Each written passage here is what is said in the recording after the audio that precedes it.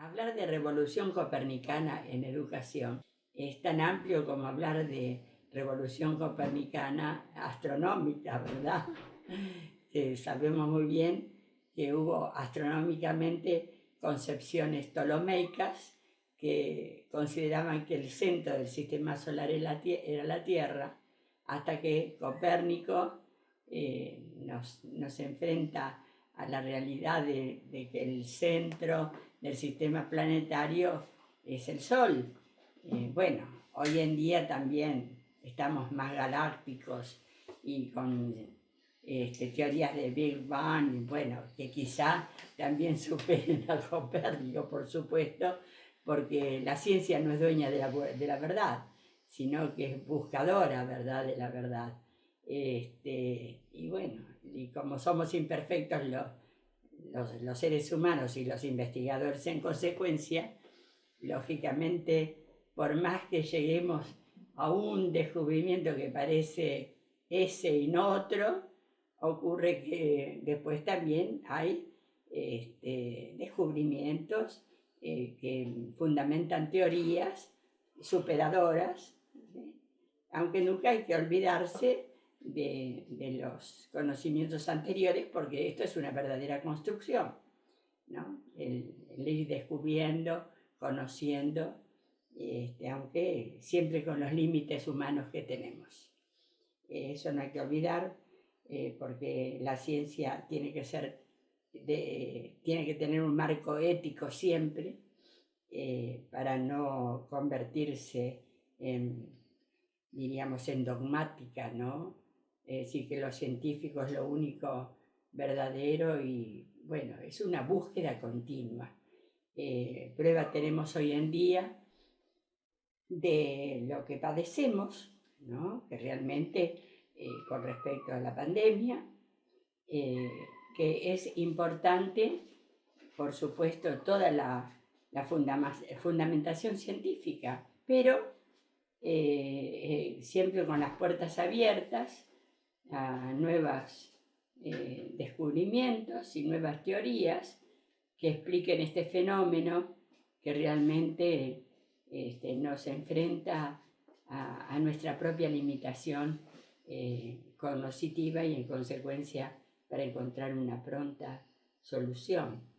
Es decir, que lo que padecemos también nos sirve para aprender a ser humildes en los abordajes que entendemos como científicos, ¿verdad?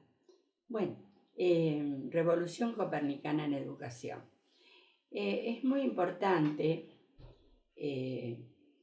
tener en cuenta una disciplina pedagógica, una disciplina de la ciencia, pedagogía, que es una disciplina de la parte de fundamentos de la pedagogía y que dan los fundamentos al conocimiento de la educación, entendida como un proceso que se da en el hombre fundamentalmente, como un proceso de humanización, ¿verdad?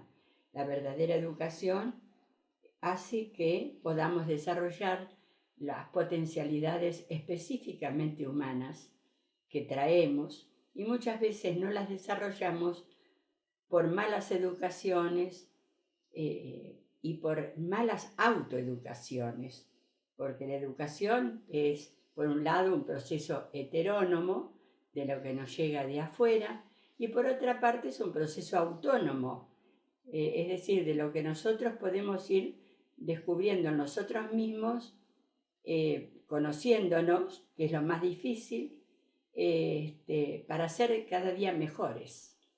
Y por supuesto que un proceso de educación no aborda solamente lo cognitivo, sino que aborda lo afectivo y lo volitivo, que tiene que ver con lo procedimental, con el quehacer y la acción. Muchas veces hay educaciones muy parcializadas, ¿verdad? Es decir, que apuntan a lo cognitivo y desarrollan seres humanos con un gran cerebro y un corazón marchito, ¿no? Si no, no existirían los productos culturales bélicos, por dar un ejemplo concreto, como son las bombas, la misma bomba atómica, ¿no? Es una creación cultural maléfica, porque los científicos sabrían o saben mucho de ese manejo, pero evidentemente la finalidad tiene que ver con la ética, con los fines, y tiene que ver con lo ético, lo que corresponde, y evidentemente no es para bien de nadie, ni en lo individual, ni en lo social, lo masivo, ni planetario, ¿no? Bueno, y la voluntad tiene mucho que ver con el quehacer, pero si la voluntad no está orientada armónicamente entre lo cognoscitivo y lo afectivo, afectivo que quiere decir lo que nos lleva, diríamos, de esos amores demasiado egocéntricos, a abrir nuestro corazón a un amor más trascendente que nos va a llevar al altruismo. La verdadera educación afectiva va de la mano con la cognoscitiva, pero abre el corazón de los seres que nacemos todos egoístas y que tenemos que ir cuidando de hacer esa apertura hasta dejar extinguido, digamos, el egoísmo, aunque es difícil, por nuestra propia imperfección humana, y llegar al altruismo, que es el bien propio y el bien para los otros. No querer hacer al otro lo que no nos gusta que hagan con nosotros. Y ahí nos reencontramos con algunas filosofías que son humanistas, ¿no? En el sentido de que consideran a cada uno de los seres humanos y a los seres humanos en general como hermanos, ¿no? Cuando el hombre respeta al hombre y no lo cosifica y no lo utiliza, ¿no? Entonces ocurre que todo eso también hay que poner mucha voluntad, porque es más fácil ser egoísta y considerar que todo es nuestro, mío, mío, mío, y es un poco difícil lograr saber que de alguna forma no somos dueños de lo que nos fue dado, sino que debemos usarlos, debemos de protegerlos, debemos de mejorarlos y debemos de crear una cultura afín con los principios de la convivencia, ¿no?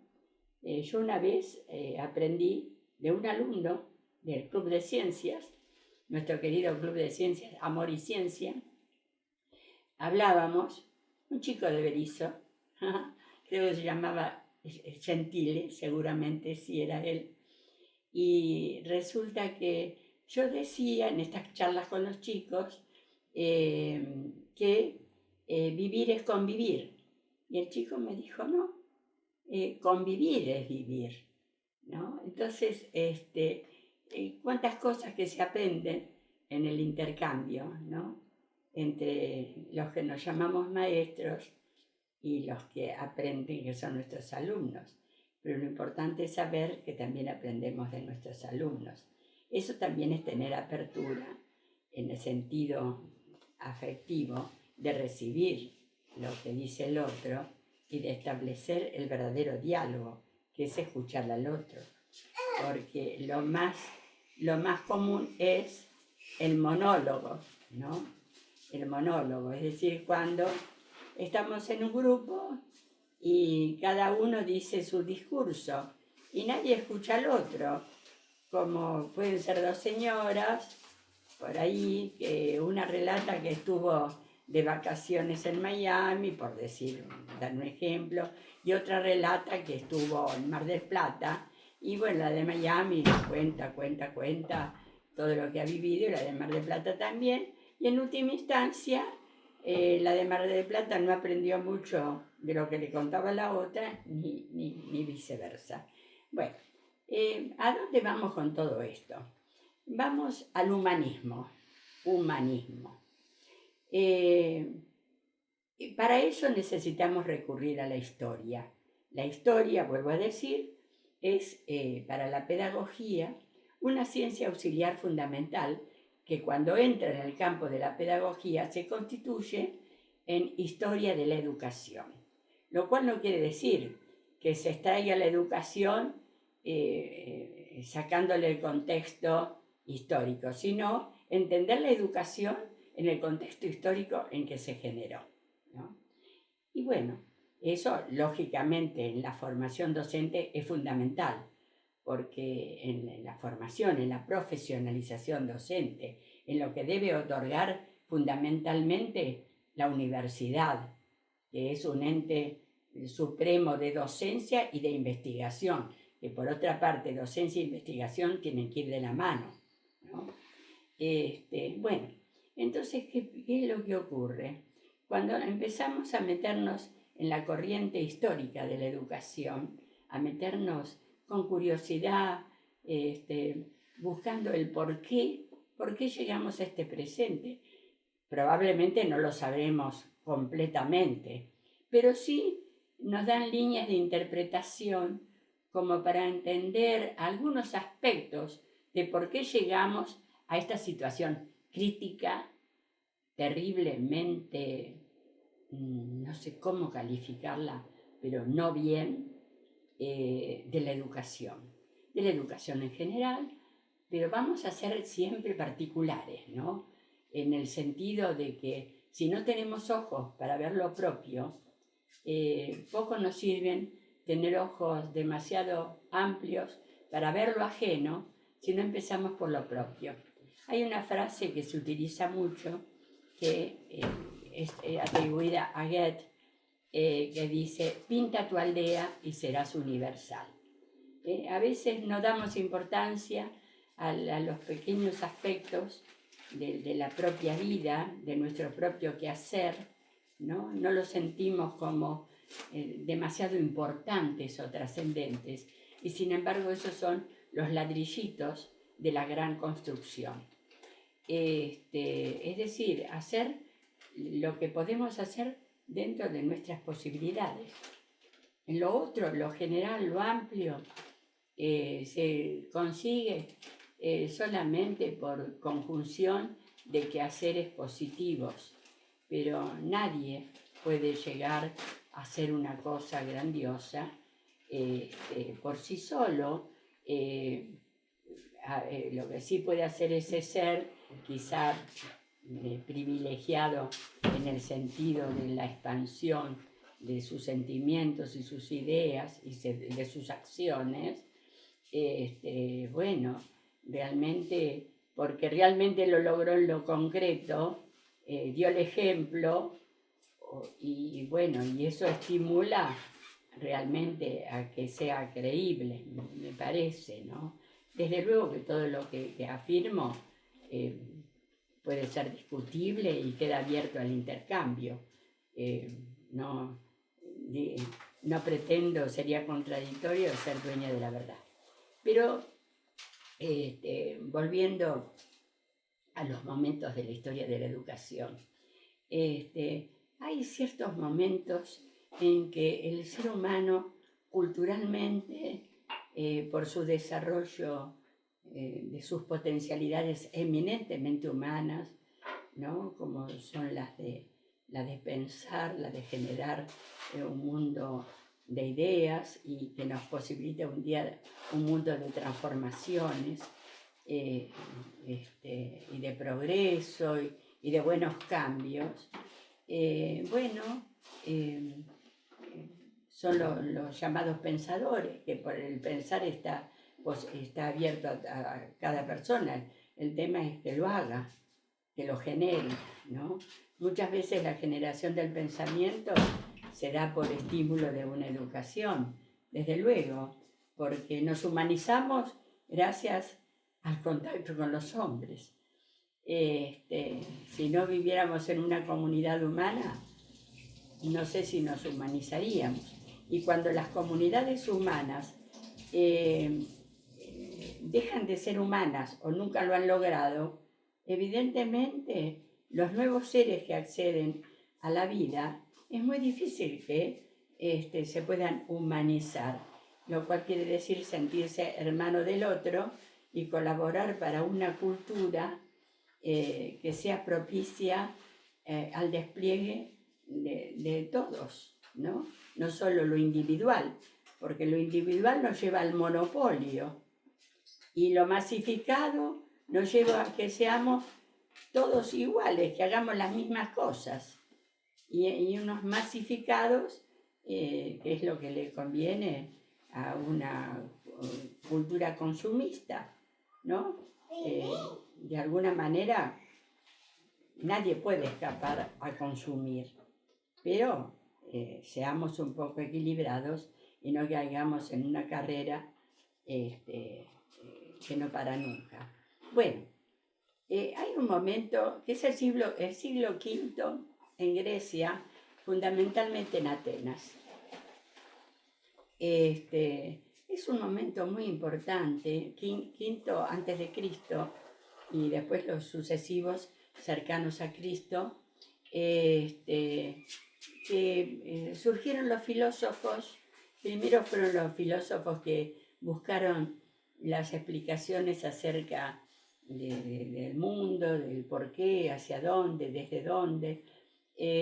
Lo buscaron en la naturaleza, así de tipo quizá panteísta si se quiere. Pero resulta que después aparecieron los humanistas, ¿no? Sócrates. Sócrates, conócete a ti mismo. Está inaugurando un capítulo muy comprometido de cada individuo consigo mismo, pero al mismo tiempo con una ética como corresponde, de humildad, ¿no? Es decir, que el que sabe, bueno, sabe, pero no lo sabe todo. Entonces la limitación, conoce con la limitación de su propia humanidad. Y bueno, pero tiene convencimientos de sus principios éticos y llegado el caso, hasta vive con una coherencia tal que hasta elige morir antes que vivir sometido, ¿no? Sócrates, su discípulo, Platón nos enfrenta con el mundo de las ideas. Lo de Sócrates es más una filosofía ética o moral, ¿no? Y algo importantísimo, el diálogo con el discípulo, escuchar al discípulo y al escucharlo, bueno, dialogar, es decir, hablar con él, escuchar lo que dice, decir lo que se piensa con respecto a lo que dice el otro, respetar e ir llevándolo de tal manera para que de pronto, si no va por un camino adecuado, se dé cuenta la misma persona que realmente no va por ese, que se contradice. Bueno, es un gran maestro el que dialoga. Muchas veces hacemos monólogo colectivo, como hacen los niños, generalmente los niños de 3 años, que los ponemos a jugar y realmente terminan jugando cada uno en lo suyo, es decir, cada uno está en lo suyo, monólogo colectivo. Pero eso se entiende evolutivamente en el desarrollo, pero cuando el hombre llega adulto, si sigue hablando autistamente, quiere decir que no ha madurado a la apertura dialógica, al diálogo, ¿no? Decir dialoguemos es muchas veces también decir discutamos, pero no con la pasión morbosa de decir yo tengo mi verdad y vos tenés la mentira. Dialoguemos, intercambiemos, respetémonos. Bueno, Platón, Aristóteles, bueno, otro, era discípulo de Platón. La verdad que estos maestros están indicando el desarrollo inclusive filosófico distinto que tuvieron a pesar de la influencia mutua entre ellos, si no todos hubiesen generado las mismas filosofías, pero hay un denominador común que es el humanismo, la vuelta al hombre. esa vuelta al hombre descubre que cada uno de nosotros individualmente somos muy importantes para nosotros y para la sociedad. Es decir, es un humanismo que nos saca del egoísmo puro, del egocentrismo, que nos hace abiertos al otro, a considerar la hermandad como humanos que somos, ¿no? Ya alguien había expresado, creo que, no sé si concomitantemente, nada de lo humano nos es ajeno, ¿cierto? Y eso creo que fue un sofista, pero no, pues los sofistas también tuvieron, algunos de ellos, problemas con Sócrates, porque defendían el relato, lo que hoy probablemente podríamos llamar posverdad. Defendían el relato y no tanto la búsqueda de la verdad con la cosa en sí. Pero bueno, ¿para qué la vamos a complicar? Vamos al humanismo. Empiezan a correr los tiempos y evidentemente nosotros tenemos también la presencia, por más que tengamos distintas concepciones religiosas, pero estamos hablando de concepciones del mundo, el cristianismo es un humanismo, ¿verdad? Cristo, a pesar de venir de otra cultura, que no era propiamente la griega, dio, diríamos, por testimonio y por mensaje y por maestría, por docencia, dio un ejemplo de humanismo maravilloso, ¿no? De llevar a demostrar que el verdadero amor es llegar hasta poder dar la vida por el otro, cosa que lo hizo con su propia vida, y realmente eso es una verdadera certeza para todos nosotros, aún a los que no tengan la confesión cristiana. Estamos en una dimensión histórica tratando de entender estos legados de hombres salidos de contextos culturales históricos y que supieron iluminar, pero desde ellos mismos, un camino lento y seguro de liberación, diríamos, del egoísmo al altruismo. El humanismo tiene mucho que ver con eso, y por eso que podríamos decir que el humanismo es democrático en el sentido de ser dialógico, es decir, basarse en el diálogo, considerar el otro, escucharlo, buscar cuestiones en común, y dejar lo que es meramente pasional o instintivo de costado y poder hacer un dominio, no sé si un dominio, una conducción de esos impulsos que traemos como naturaleza primitiva, o bueno, no sé si decir primitivo, porque los términos, no, lo primitivo no es malo para nada, pero básico, que traemos también como somos, hasta las definiciones de que el hombre es animal racional, y yo diría sentimental y volitivo, porque sin voluntad tampoco se hace nada, ¿no es cierto? Pero la voluntad hay que orientarla éticamente, o para bien o para mal. Bueno, siguen corriendo los tiempos. Después de Cristo tenemos en la Edad Media, ¿no es cierto? Es decir,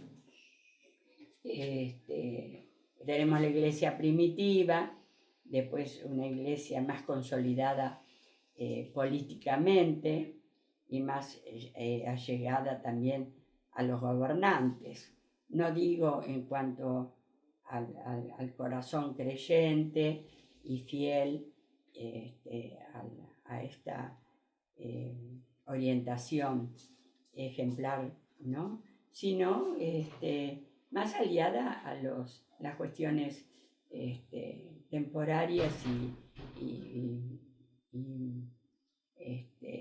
cotidianas o materiales, si se quiere, ¿no?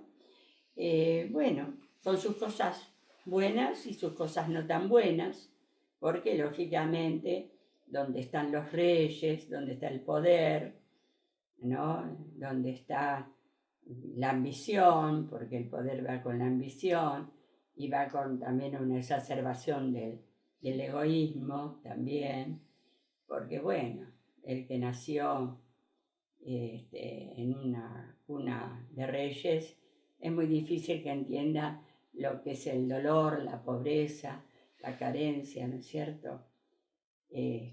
Bueno, serían otras búsquedas de explicaciones, algunas no justificadoras de nada, ¿no? Porque muchas veces el hombre se convirtió, como ha dicho un autor joven, que el hombre es el lobo del hombre, ¿no? Es decir, es el enemigo del hombre. Desgraciadamente hemos llegado al siglo XXI y en muchos lugares del planeta, no me atrevería a decir todos, pero es como que el hombre se ha olvidado del hombre y pareciera que la integridad de la vida y de la convivencia la mantienen los seres que no son ni bélicos ni egoístas y que viven llenando el tiempo de la existencia con acciones a favor de los seres humanos cercanos y en consecuencia los lejanos, ¿no? Y que obran muchas veces en el anonimato, ¿no?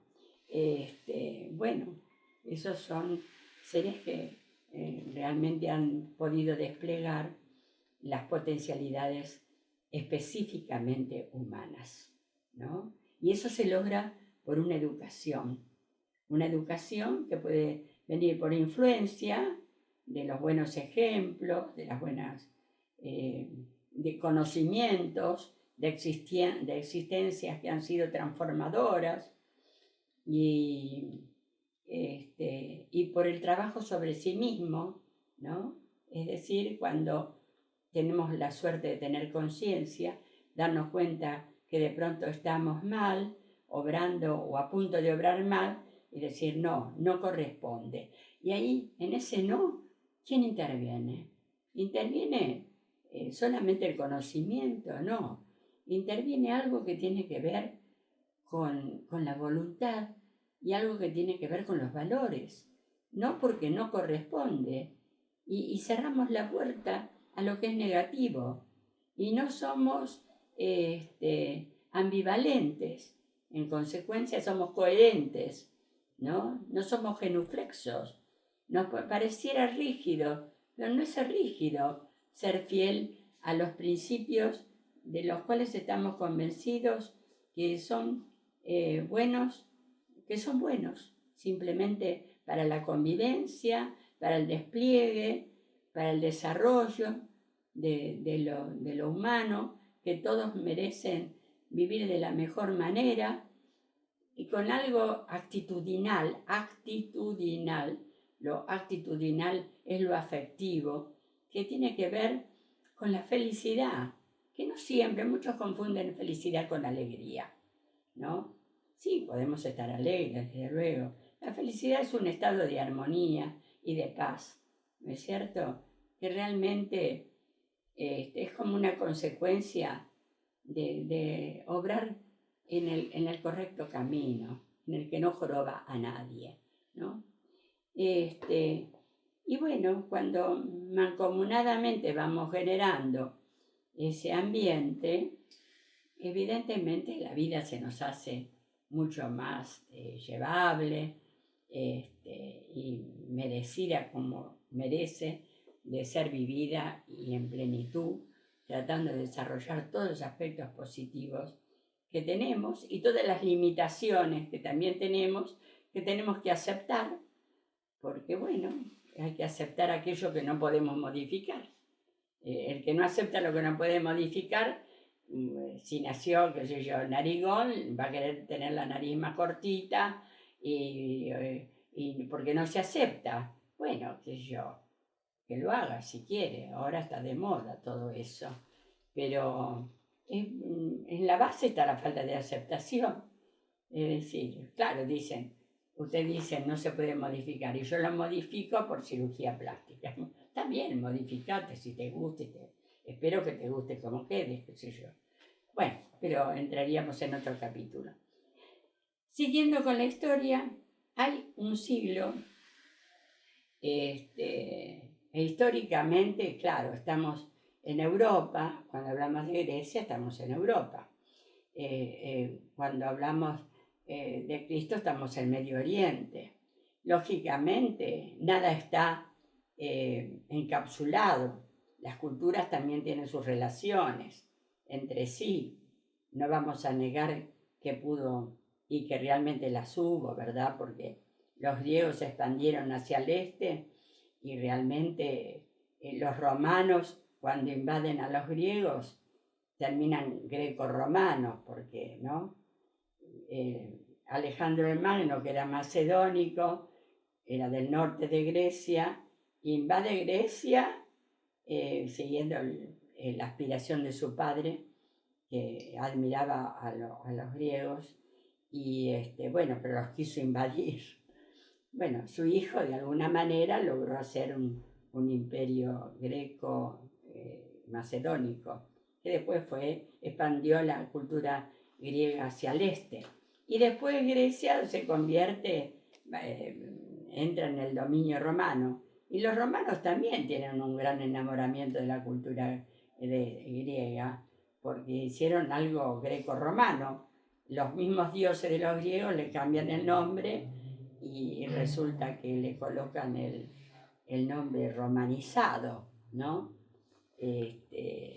Por ejemplo, Afrodita, la diosa del amor, es Venus para los romanos, ¿no?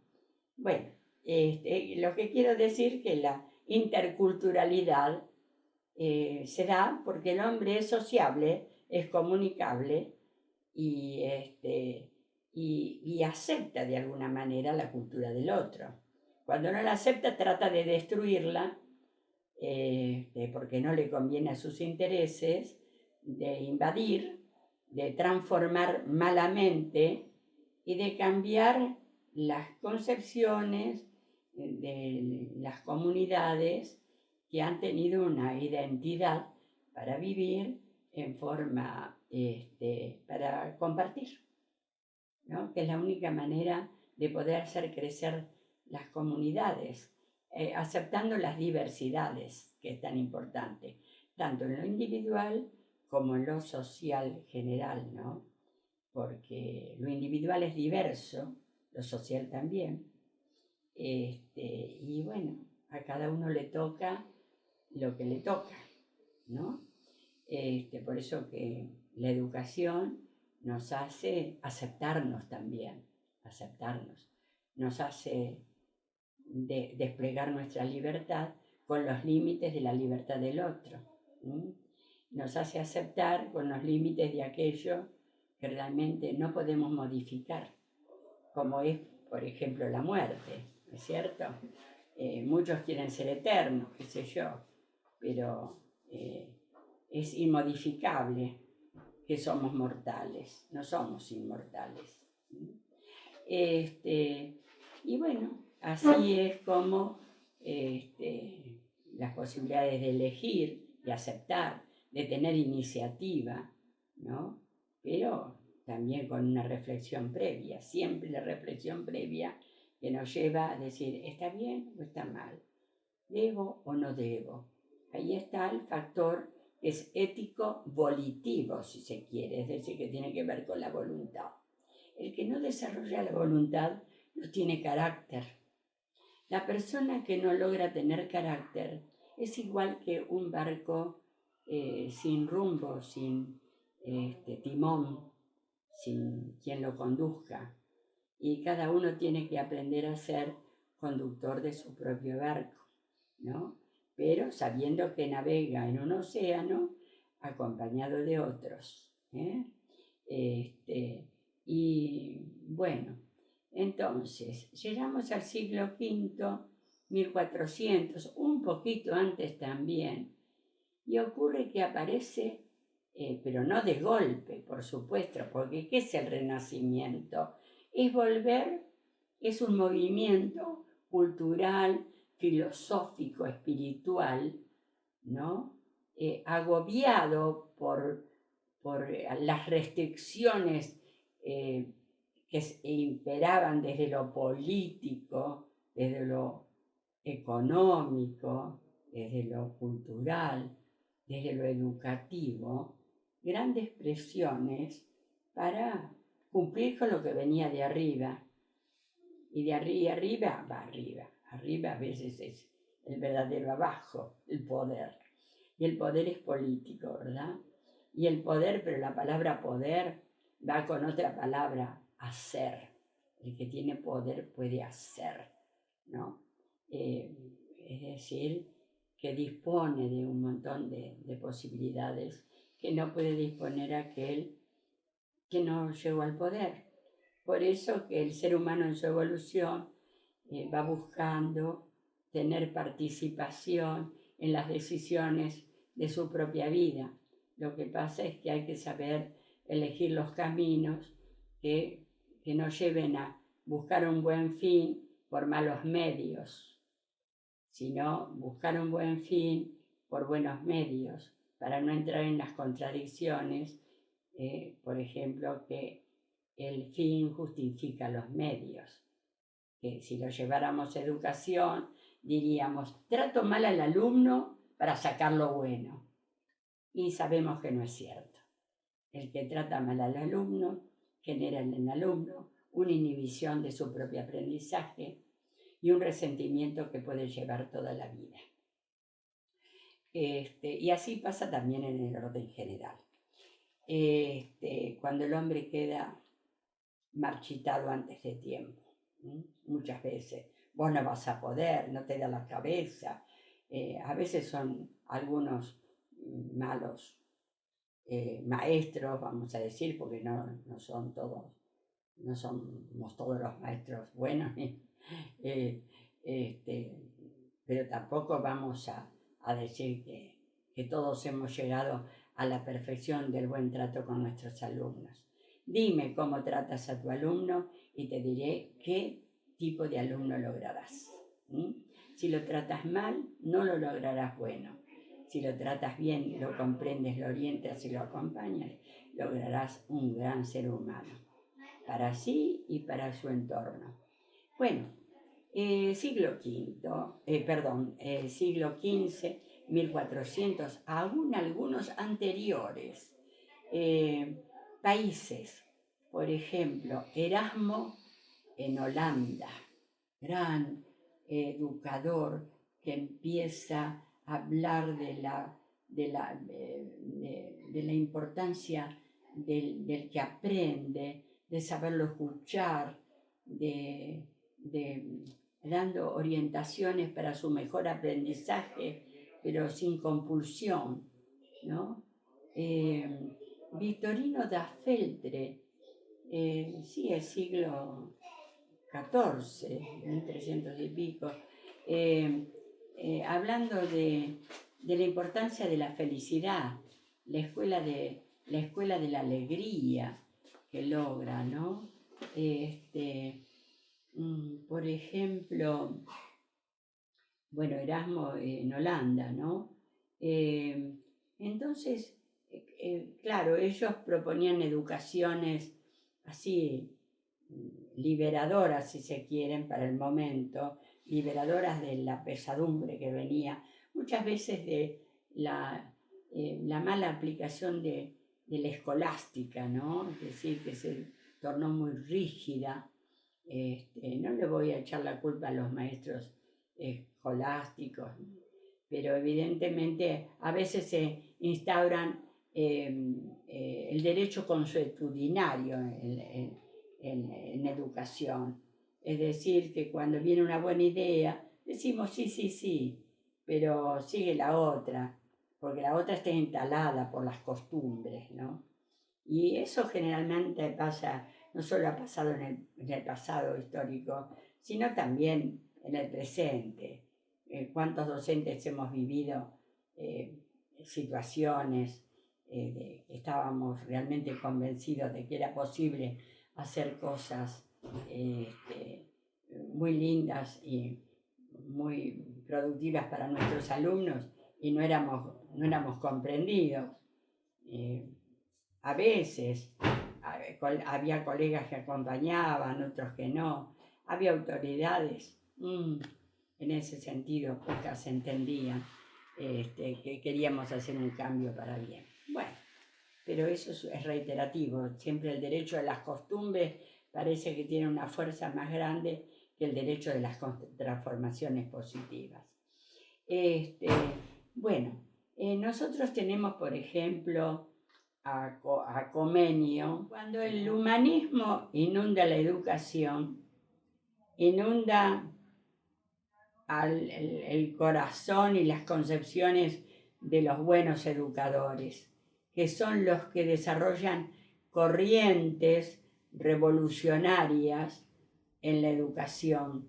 Y entonces, ese humanismo, ¿cómo se traduce? Se traduce en la consideración al niño. Es decir, que el centro de la educación ya no son ni los contenidos, que son los saberes que se deben de transmitir, ¿no es cierto?, que son importantes, pero más importante que ese contenido que lo tiene que hacer propio el alumno, con comprensión, con interés, con motivación. Más importante es el alumno mismo y el aprendizaje, el cómo aprende ese alumno. Ese alumno aprende cuando está bien tratado, cuando está tranquilo, cuando está aceptado, cuando está orientado, cuando está individualizado, cuando no está masificado, cuando no se lo trata como a uno más, sino como cuando se lo individualiza, cuando se lo reconoce como persona. Bueno, ahí está justamente el germen de la revolución copernicana. Es decir, que el centro de toda la consideración educativa pasa al niño y a su aprendizaje y a su ser entero, a su concepción antropológica integral como ser posibilitado de conocer, de sentir, de tener actitudes y sentimientos, de hacer, es decir, todo lo procedimental, de transformar, de crear. Todo eso se abre como un verdadero pimpollo, generando la flor de un desarrollo integral, ¿no? Además hablamos de una educación que sea psicofísica integral, ¿no? Es decir, también en esto está la educación física, la educación artística, que en algún momento después se separaron en estamentos: educación artística, educación física, educación ciudadana, y tantas educaciones como partecitas pertenecientes al hombre, cuando en realidad el concepto humanista es tomar también al alumno, el concepto de revolución copernicana en educación, tomarlo como integralidad, enseñar a que aprenda por relaciones, con interés, con motivación, con contacto con la realidad, por vivencias, por experiencias directas, además de otros recursos que pueden también representar la realidad, ¿no es cierto?, como puede ser el libro. Y en estos tiempos modernos o contemporáneos,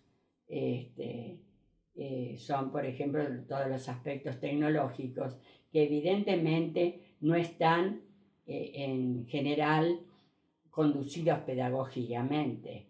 Es decir, que la producción en general es más para el adulto y no se está cuidando al niño para nada, ¿verdad? Hay cosas lindas para los chicos, pero los chicos están expuestos a aspectos culturales, a producciones culturales que no están adecuadas a su naturaleza como niños.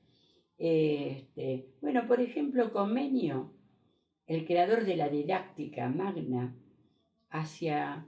después del año 1592, espero andar bien con los aspectos de memoria, y si no, bueno, me tendré que corregir. Hizo un libro que se llamó Orbis Pictus, que se refería a las ilustraciones o las imágenes vinculadas con el aprendizaje de los niños. ¿No es cierto? Es decir, que relacionó la importancia del texto y de la imagen con la naturaleza propia de los alumnos. El creador de la didáctica magna. Al hablar de didáctica, estamos hablando de una rama de la ciencia, pedagogía, que tiene que ver con la aplicación de aquellos fundamentos. Es decir, hoy hablé de un fundamento de la historia de la educación. Bueno, tiene una aplicación como la filosofía y como otros aspectos de fundamento teórico en la práctica. De ahí la formación del docente teórico y práctico a la vez. Teórico, práctico, práctico, teórico, porque de la teoría, de la práctica también se puede extraer teoría, porque un docente tiene que ser investigador de su propia praxis, para después generar teoría, comprobar de que eso dio buenos resultados, que los chicos aprendieron con felicidad, que se lo llevaron puesto, porque un verdadero aprendizaje es el que nos transforma y lo llevamos puesto. No es aquello que lo memorizamos y resulta que después lo olvidamos, y cuando lo aprendimos para la escuela, pero no lo aprendimos para aplicarlo en la vida. El verdadero aprendizaje sirve para transferirlo a la vida, recrearlo, ¿no? Y también para generar algo creativo, nuevo, búsqueda, investigación. Bueno, y entonces ahí está el meollo de la revolución copernicana. Nace en un momento que tiene que ver con el humanismo del Renacimiento, y el humanismo del Renacimiento tiene que ver con el humanismo de los griegos, con los filósofos antropológicos como eran Sócrates, Platón, Aristóteles, sin desmerecer otros filósofos que hubo, y los aportes de tantos grandes pensadores y héroes, diríamos, o verdaderos héroes que no son dibujados sino por testimonio, ¿no? Porque llevaron a demostrar que lo que ellos, de los que estaban convencidos, lo ponían a la práctica en su propia vida. Es decir, que no fueron hipócritas, fueron coherentes. Bueno, ahí arranca la revolución copernicana. Si perdemos los principios de la revolución copernicana, que es poner al niño, después surgen los derechos del niño y toda esa cuestión, después seguimos avanzando en los tiempos y nos encontramos con los pensadores que de alguna forma generan la Revolución Francesa, ¿no? Por ejemplo, Rousseau dice, tratar al niño como niño. ¿Pero qué es eso? Me parece una frase sin sentido, tratar al niño como niño. No, era muy importante, porque en algún momento anterior o por continuidad de los derechos consuetudinarios, los niños eran tratados como adultos, se les llamaban homúnculus, es decir, hombres en pequeño. Entonces lo tratábamos como adultos, y pobrecitos, ¿cómo aprenderían?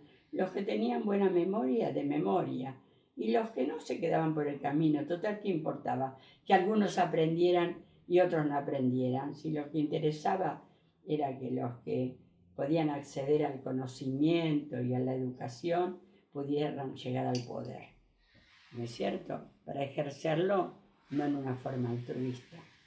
Bueno, así es que a mí me ha llamado la atención, ya en mi práctica docente, toda la desfiguración de algunos textos infantiles, ¿no? Por ejemplo, libros que cambian algunos cuentos y leyendas, trastocando los personajes, ¿no? Es decir, no generando nuevos personajes en crítica a los anteriores, sino tomando los anteriores para desfigurarlos, ¿no? Y además los dibujos incomprensibles, bueno, perdón, hablar de lo feo y lo lindo también parece que fuera muy personal, muy subjetivo, pero realmente sabemos lo que es un buen dibujo para los niños y lo que es una imagen que no corresponde. Por eso mencioné el Comenio, que ya desde el siglo XV, XVI, hablaba del Orbis Pictus, que era relacionar las imágenes de los textos para los niños también.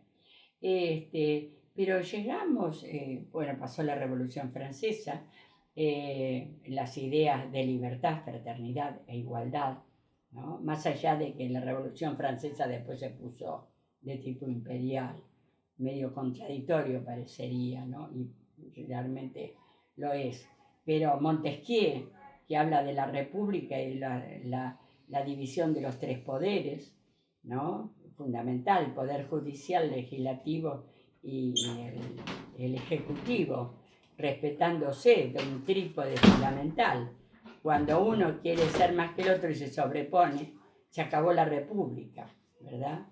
La representatividad del pueblo. Nuestra frase de Mayo, golpeando, muchos dirán, no fue cierto, es mentira, pero golpeando las puertas del cabildo, y la frase, rescatemos la frase, el pueblo quiere saber de qué se trata. Cuando el pueblo no quiere saber de qué se trata, es porque el pueblo dejó de pensar, y no, eso no es lo que corresponde. Bueno, cuando un pueblo deja de pensar, no creo que sea así, porque no va a dejar de sentir, no va a dejar de vivir, y de tener sus propios saberes también. Ya estaríamos enfrente de la manipulación total y la masificación. Pero a veces, con los recursos tecnológicos actuales y con la falta de verdadero control democrático y científico y pedagógico y ético, se van generando influencias, algunas subliminales, ¿no? Pero que usan la tecnología. Y claro, llegan a los que están desprovistos de alertas para cuidar su propia autonomía. Y bueno, como verdaderos virus, ¿no? En épocas de pandemia, parece que habláramos de la misma cosa, se meten en los seres para que los seres no piensen y lo que haga uno lo hagan todos. Y bueno, caen en una irreflexión generalizada. Y entonces, claro, el manejo y la conducción del mundo queda en manos de unos ocultos sectores o centros de inteligencia, no cabe la menor duda, pero sin ética, ni una ética que acompañe las buenas acciones ni las producciones tecnológicas. No critico todo lo tecnológico, todo lo contrario, pero sí aquello que no tiene una finalidad ética, lo cual quiere decir a favor de todos y no de algunos, y a favor de la libertad y de la autonomía de cada uno y también la autonomía de los pueblos, ¿no? Que es tan importante eso. Y bueno, no sé si te quedó claro lo que es la revolución copernicana, a mi entender, yo quedo abierto a cualquier polémica, a cualquiera que quiera tener un intercambio. Yo no me siento dueña de verdad. Yo expreso lo que siento y lo que es el fruto de mis experiencias y de mi formación, de mis estudios. No quiero decir que sea ninguna sabionda ni cosa por el estilo, pero he corroborado en la práctica muchísimas de las teorías de los revolucionarios copernicanos en educación.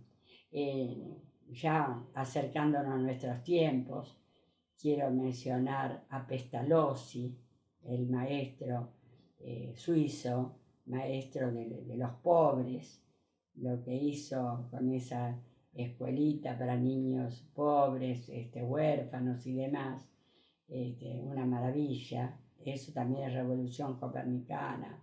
Lo que hizo Froebel, que es el creador de los jardines de infantes, Froebel, 1850 en Alemania, y como los buenos ejemplos se expanden y los pensadores generosos expanden también sus ideas,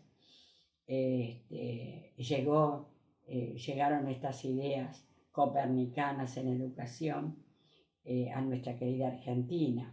Y por ejemplo, una amiga de Sarmiento, que era Juana Manso, y después Rosario Vera Peñalosa, fueron grandes propiciadoras de los jardines de infantes, que en realidad los jardines de infantes tienen que funcionar desde los 3 años, no desde los 4, porque a veces las leyes las realizan los legisladores, que quizás les falta asesoramiento pedagógico probablemente, ¿no? Porque generalmente en los equipos interdisciplinarios no están los educadores.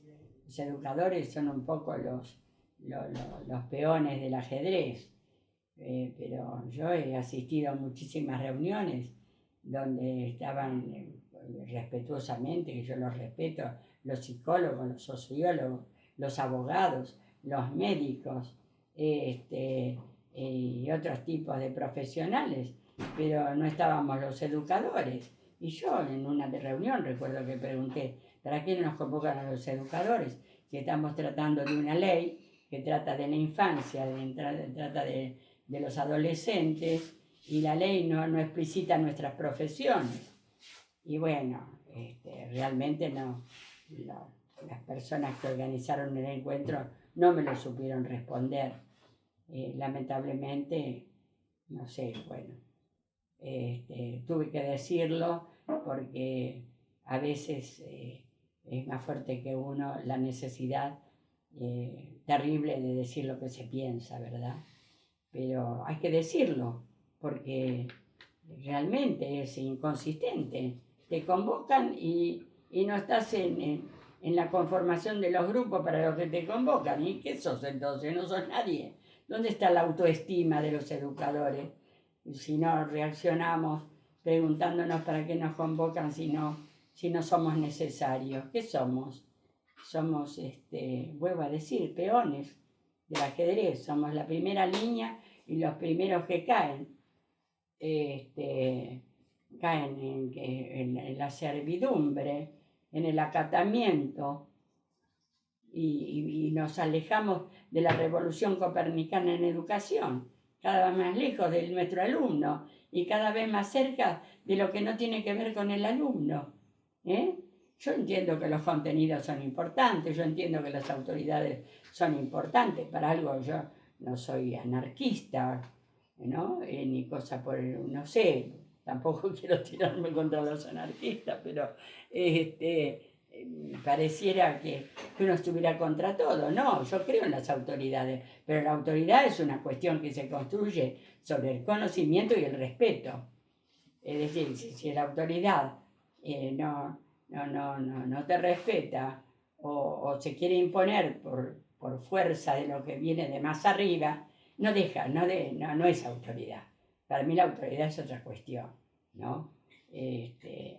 Autoridad tiene que ver con amor y respeto y conocimiento.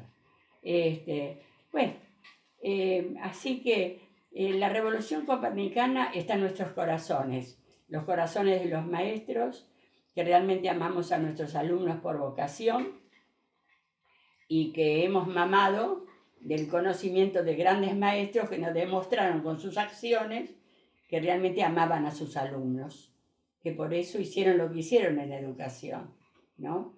Que no hicieron simplemente teoría, porque la educación es una cuestión teórica por sus fundamentos y práctica por su aplicación. Es medio parecida a la medicina, ¿eh? No hay una medicina teórica, hay una medicina para curar, fundamentalmente. También hay una medicina para prevenir. Sería ideal, ¿no?, que estuvieran más equiparada la prevención y la curación. Pero en educación son ciencias operativas, ¿no? La medicina y la pedagogía. ¿Por qué? Porque necesitan de la teoría y necesitan de la práctica. Y la práctica genera teoría, pero genera teoría cuando el profesional, ya sea médico, ya sea educador, aprovecha su experiencia y la investiga, la profundiza y también la incorpora a la teoría, ¿no? Imagínense todos los que han innovado en medicina para bien de la humanidad, y acá me surge Favaloro, ¿no? Favaloro, que realmente innovó y sigue salvando vidas. Y muchos todavía se preguntan, no saben, no entienden por qué se mató. En realidad lo mató la indiferencia de los políticos que no supieron comprender que su causa era tan amplia y altruista. Y bueno, y así pasa con los buenos educadores, ¿no?, que hacen escuela, no destruyen escuelas, quieren presencialidad, por supuesto con seguridad, y quieren buenas condiciones para sus alumnos, porque la escuela no es solamente lo teórico o lo que puede ser transmitir por cualquier medio, no. La escuela es presencia de ser humano, de humanidad docente y de humanidad alumna, por supuesto con las humanidades circundantes de familia, de comunidad, de cultura, ¿verdad? Pero realmente presencialidad, por favor. Nada reemplaza al encuentro, nada reemplaza a una orientación, un aconseje, una corrección bien hecha. Nadie reemplaza a una mano sobre la cabecita, a un acudir en el momento oportuno, ¿verdad?, que necesita el alumno, para lo cual tenemos que tener seguimiento de él, también trabajar en equipo. Tan importante es el equipo escolar básico, ¿no es cierto?, de estar todos juntos tratando de solucionar, de prevenir y de corregir buenamente también, de orientar siempre, ¿no? Y bueno, de escucharnos, porque nadie es sabio por un lado y el otro el que no sabe nada. Hay que intercambiar saberes, sentimientos y compartir. Bueno, para mí esa es la revolución copernicana. Nace en algún momento de la historia por evolución del pensamiento y la acción humana, pero muere en cada momento cuando el educador presente o no conoce o no lo llevó a la práctica, a su disposición transformativa, orientadora. Cuando no lo lleva a la práctica, bueno, se queda alejado de su alumno. El alumno queda como un náufrago caído del barco, y la escuela queda vacía, y la escuela no se proyecta, se va achicando, y de alguna manera un día la escuela desaparece. Por eso también hay teorías desescolarizantes.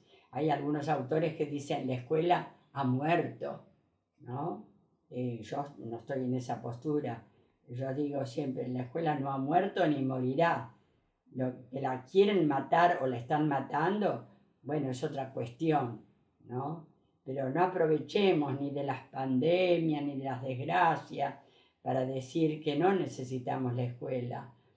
A la escuela hay que invertir decisión, interés, valoración, dinero, para que realmente sea el ámbito donde podamos desarrollar la educación que nuestros alumnos merecen también.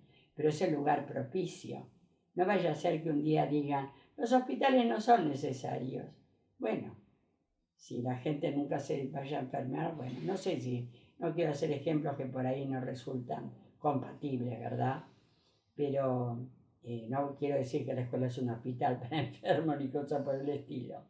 Pero es un lugar de encuentro para que el mayor, los docentes que se han formado para eso, profesionales, vocacionales, y que están en estudio completo de la realidad y también de la teoría, porque no hay que tenerle miedo a los libros.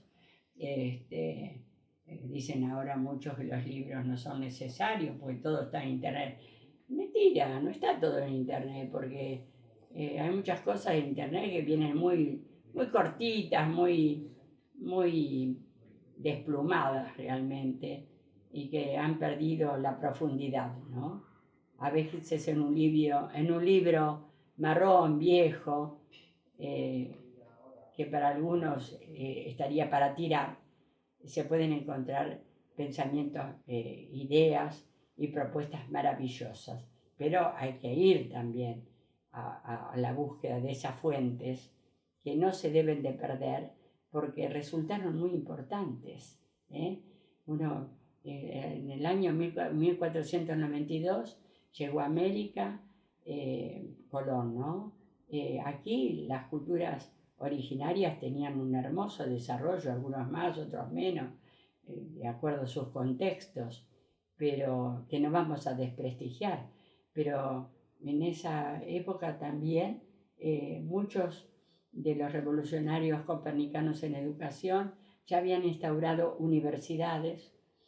Bueno, las universidades, la primera no pertenece al Renacimiento, sino a la Edad Media, por eso que de la Edad Media también algún rescate en la investigación podemos hacer, como no.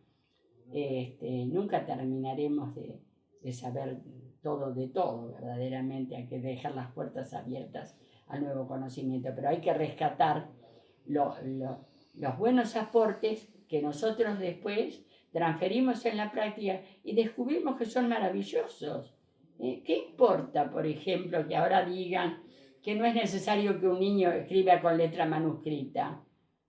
¿Qué importa que digan eso? O que manden una orden o que omitan decirlo y entonces no lo hacemos porque no lo piden. Si no hay cosa más hermosa que la letra manuscrita para como la cursiva, ¿verdad?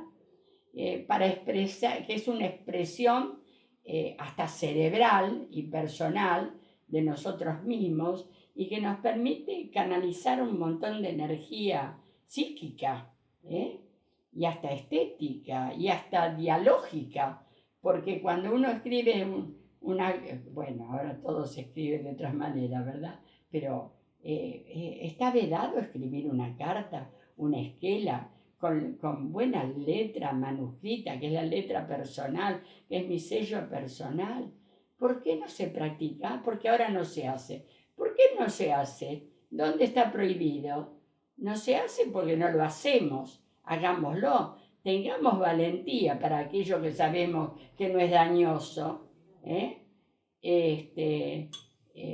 no va a matar a nadie que un niño pueda leer y escribir con la letra propia manuscrita. Hay niños que acceden a la lectura imprenta mayúscula y no acceden a la imprenta minúscula. Hablando de imprenta, y cuando hablamos de manuscrita, eso ya no existe, porque está el dedito para escribir todo está digitalizado, está todo dedificado, el dedo, ¿no? ¿Y qué pasa? Nuestra mano ya no sirve, solamente el dedo. Me parece que estamos involucionando. Está bien que usemos el dedo para lo llamado digital, pero usemos la mano completa también. Y bueno, y hoy mencionaba lo de los dibujos. Estamos frente a algunos libros de lectura que yo, si fuera una niña, no sé qué significan esos dibujos, pero no solo algunos libros, algunos autores, que uno descubre que en la contratapa dice texto, en la palabra ellos mismos lo dicen, que está cambiado, que está trastocado. Y lo dice el mismo autor que quiere ganar plata trastocando lo que es el acervo tradicional. ¿Y qué tiene de malo que un niño conozca los cuentos tradicionales? Inventate otro cuento, pero no trastoques aquello que es parte de un contexto de tradición. Bueno, eso por un lado. Algunas aplicaciones, ¿no? Que aparentemente son muy inocentes, que usan casi todos los niños, que con la pandemia se ha incentivado, porque claro, primero por la virtualidad total del año pasado, calamitosa. Segundo, por la virtualidad, la semipresencialidad, que sería una presencialidad muy anémica y una virtualidad terriblemente defectuosa, porque no tiene equiparación tecnológica.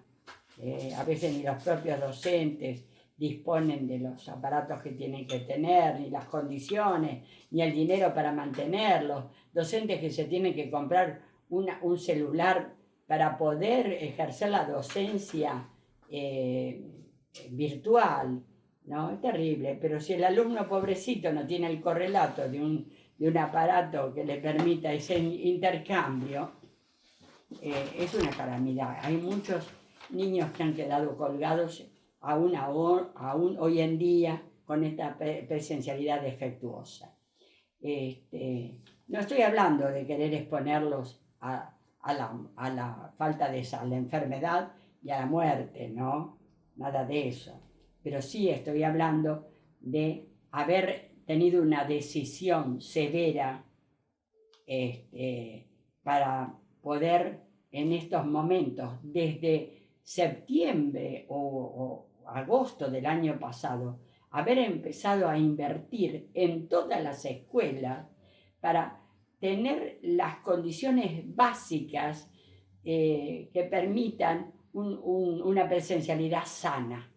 Es decir, que no se ha puesto el dinero en todas las escuelas para las infraestructuras, porque si no, realmente hemos tenido bastante tiempo y lo estamos teniendo para no ver que se haga en una forma realmente precisa, amplia y para todos, todas las escuelas. Entonces, lógicamente, el que tiene buenas condiciones, lo mismo hace una presencialidad media, porque que si no le viene de arriba la orden de decir, ustedes pueden tener presencialidad no de semana por medio, sino ya que tienen condiciones de infraestructura buenas, hagan una presencialidad todas las semanas. Bueno, claro, ahí hay que poner dinero no solo en el edificio, hay que poner dinero en los sueldos docentes, más cargos docentes hace falta, para grupos más pequeños, en escuelas que tienen capacidad, y ni hablar de las que no tienen capacidad. Esas estarán condenadas por largo rato, condenando a sus alumnos a la ignorancia más grandiosa. Por algo, Juana Manso decía, la ignorancia me persigue o me condena, decía. Bueno, era una educadora que sabía hablando de, ¿cómo se llama? Lo que decíamos. Aplicaciones. Sí, no. Aplicaciones, y rescatando la idea de la revolución copernicana. El caso es que ahora estas cosas inocentes, entre comillas, para la niñez, no resultan tan inocentes. Porque es claro, inocente para los padres que están agobiados, pobrecitos, que además de padres se tienen que convertir una semana ahora. El año pasado tuvieron que convertir en docentes todos los padres y familiares, porque docentes y técnicos, porque para manejar la aparatología tan dispar, la tecnología dispar, porque unos pueden, otros no pueden, otros tienen, no tienen, se le corta al maestro, se cortó internet, el alumno, ay mamá, ya no tengo más, no, es una locura de ansiedad que produce, ¿no? Y siempre estamos trabajando sobre lo representativo, no hay experiencia directa. Bueno, estamos desescolarizando, evidentemente ese es el término. Bueno, y resulta que llegan estos programas, el chico está aburrido, la madre está pasada de revolución, el padre si existe también, y si no existe no está, obviamente, y los contextos familiares son muy complejos, son muchos los que estudian, son muchos los que trabajan, hay enfermos en la familia, hay directamente, para no volverse locos, hay familias que directamente cortaron la conectividad porque no la tuvieron o porque la cortaron porque si no se volvían locos, realmente. Pero el caso es que van cayendo de lo que tendría que ser el ámbito escolar, educativo, un montón de seres humanos que están perdiendo su futuro, porque sin educación no hay futuro, ni individual, ni futuro para la patria, ¿no? Eso es lo grave. Es decir, que estamos retrocediendo en educación, retrocediendo. Y un año que retrocedemos se multiplica muchísimo en años para adelante. Y en otro año como este, que va por la mitad y no vemos decisión convincente de hacer una inversión en educación como se debe de hacer para producir la revolución copernicana actual, de consideración al alumno y a todos los alumnos dentro de la democracia, a todos, bueno, que no quede ninguno afuera. Si no, ¿para qué vamos a hablar de obligatoriedad? Que vayan los que quieren. Yo podría dar ejemplos cercanos, sin ir más lejos. Mi madre, en primer grado, ella fue y vio que la maestra le pegaba a un alumnito, no sé, no le pegaría mucho, pero o con el puntero famoso, que no era para pegar, era para señalar. Y se asustó, fue a la casa y le dijo a sus padres que no quería ir más a la escuela. Bueno, sus padres eran unos quinteros de la península ibérica, y le dijeron, bueno, no vas, era la más chica de un montón de hermanos, y no fue. Y mi madre fue semi-analfabeta. ¿Por qué? Porque no había obligatoriedad. Puede haber obligatoriedad, pero hay que controlar que se cumpla. Porque cuando la persona no tiene autonomía para el control, hay que hacerle el control externo. Entonces, la obligatoriedad va con la gratuidad. También. Entonces, y gratuito tampoco es. La virtualidad no es gratuita, para nada. Entonces, estamos rompiendo los principios de conquistas educativas que por lo menos en Argentina se generaron, pero vamos a hablar por lo menos de un hito fundamental como fue Sarmiento, ¿no? Aunque muchos no lo quieren, no interesa, pero debemos de reconocer que Sarmiento en educación tuvo la decisión, tuvo la fortaleza de hacer cambios realmente importantes como si no había maestros, los trajo. Y después que los trajo, se formaron las escuelas normales, generadoras de maestras o de maestros, y de maestras, mejor dicho. Y bueno, entonces se empezó a profesionalizar el quehacer docente. No cualquiera puede ser docente. Y con la virtualidad docente se convierte en la familia. Es de terror. Si no nos damos cuenta de esto, es decir que no tenemos la menor idea de nada. Yo creo que esto es accesible, que lo estamos pensando todos, claro, pero estamos acorralados por la enfermedad, por la economía, por los temores, por los cuidados que son los que hay que mantener, pero para seguir adelante, no para paralizar. Y mientras tanto, el que tiene poder, invertir en educación, que quiere decir justamente munir a la escuela de lo mejor para que en salud se pueda lograr la mejor educación. Y si no, sigamos así, que vamos en un plano de declive que es lastimoso para todos los seres que no logran esta igualdad educativa y para una sociedad, una comunidad como la Argentina, que realmente no podrá generar un gran progreso autónomo, porque realmente no tiene inversión en educación. Bueno, quedo abierto a la... esto, para último decir, que estos programitas que se meten en los niños, que los niños lo reciben por el aburrimiento, que esto y que lo otro. Yo conozco un caso muy concreto de una niña que fue iniciada por su propio padre en un programa, en una aplicación, muy inocente. Bueno, el que quiera preguntar el nombre, no sé si corresponde, Guillermo, que dé el nombre. Bueno, el que sea curioso me lo puede preguntar. Es muy inocente, pero resulta que esta... Among Us, inocente, unos personajes informes, horribles, ¿no? Que aparecen inclusive en las jugueterías, se venden como peluches y no tienen forma de nada. Y están en las aplicaciones estas y hablan de muerte, de hijos que matan a sus padres, de sangre, de terror, de monstruos, de impostores. Es decir,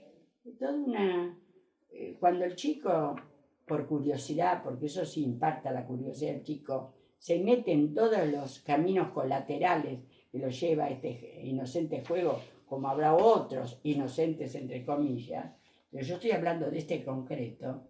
Entonces el chico, todo su mecanismo cognitivo y además de motivación, entra en juego y resulta que tiene curiosidad y se conecta con otras cosas, se aterroriza, pero no importa, sigue adelante porque la curiosidad es más grande que el terror que le puede producir, y todo eso lo va incorporando como parte como un aprendizaje, porque el verdadero aprendizaje es una incorporación que después nos permite transferencias.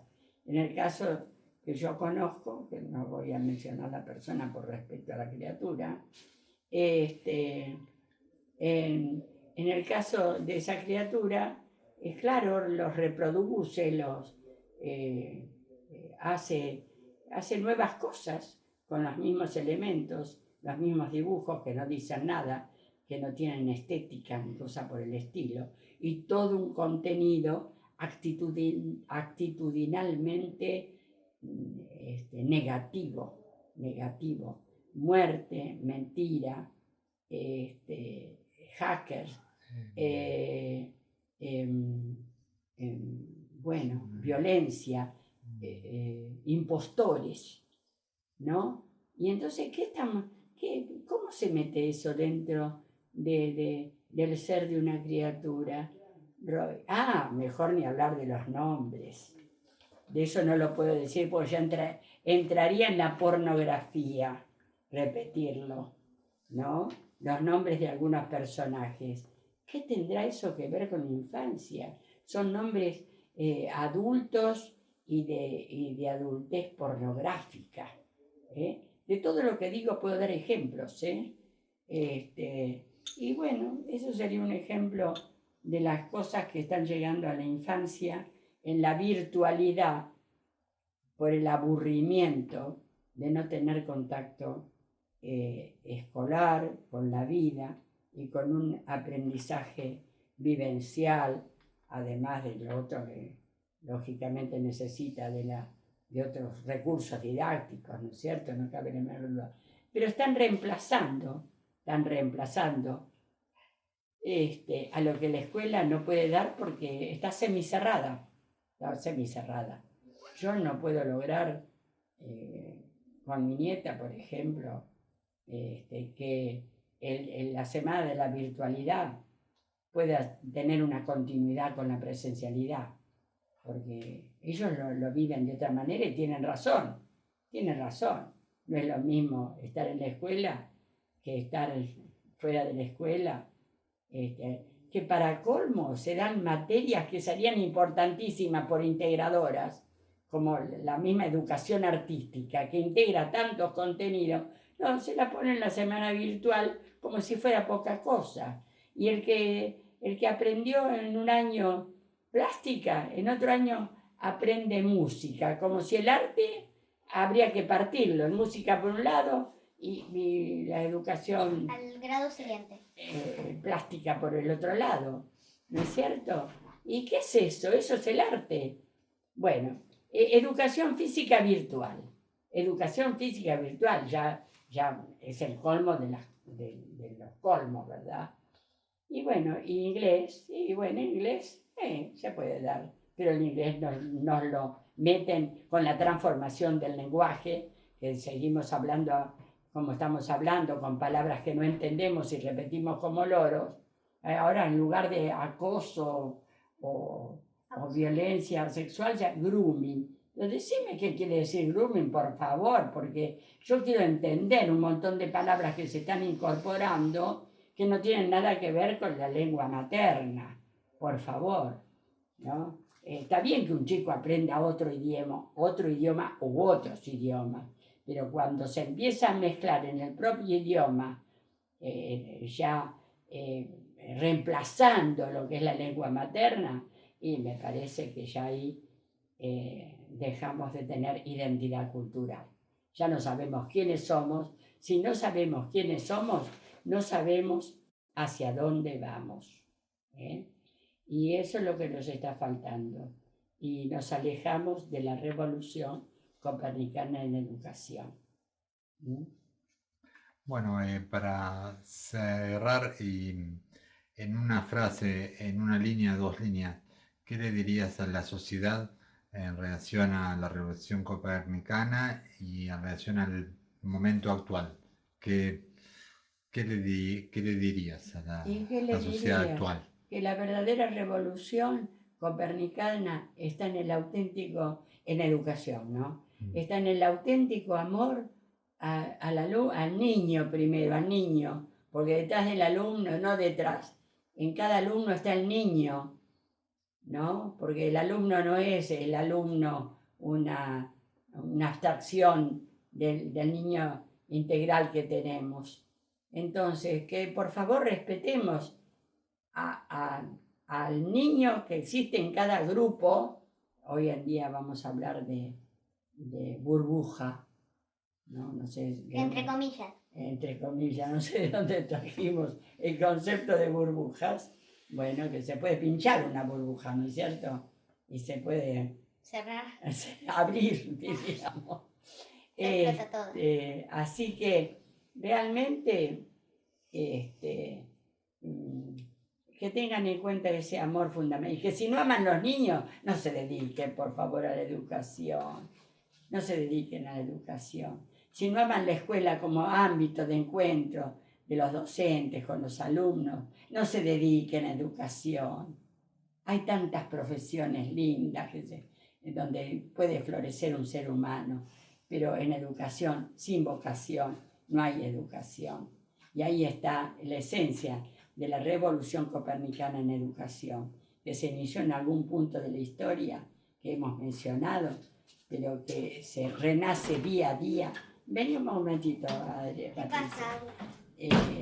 Galita, que se reproduce cada día, no se reproduce, se reactiva cada día cuando el docente se encuentra con sus alumnos y distingue a cada uno de acuerdo a lo que es.